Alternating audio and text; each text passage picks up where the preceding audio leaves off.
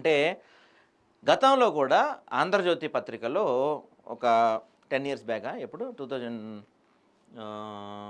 12 అనుకుంటా, మేబీ 12-13 టైంలో కూడా 'ఆంధ్రజ్యోతి'లో పీఆర్పీ జెండా బీకేద్దామని చెప్పి ఒక బ్యానర్ ఐటెం రాశారు 'ఆంధ్రజ్యోతి'లో. అప్పుడు అది పెద్ద గొడవైంది. పీఆర్పీ నాయకులు, కార్యకర్తలు ఎంత ఈ ఏబీఎన్ ఆఫీస్‌కెళ్ళి గొడవ చేశారు. సీన్ కట్ చేస్తే 6 నెలలు గడవక ముందే ప్రజారాజ్యాన్ని కాంగ్రెస్‌లో విలీనం చేసేశారు. ఆ తర్వాత ఇదే రాధాకృష్ణ షర్మిల గురించి కూడా వార్తలు రాశారు. షర్మిల కొత్త పార్టీ పెట్టబోతున్నారని, లేకపోతే కాంగ్రెస్‌లో జాయిన్ అవ్వబోతున్నారని, జగన్‌కి వ్యతిరేకంగా పని చేయబోతున్నారు. కొన్ని వరుస కథనాలు రాశారు 'ఆంధ్రజ్యోతి'లో. సీన్ కట్ చేస్తే 6 నెలలు అవి కూడా నిజమేని. సో ఇప్పుడు షర్మిల అయిపోయిన తర్వాత కవిత విషయంలో కూడా వరుస కథనాలు ప్రచురిస్తున్నారు 'ఆంధ్రజ్యోతి'లో.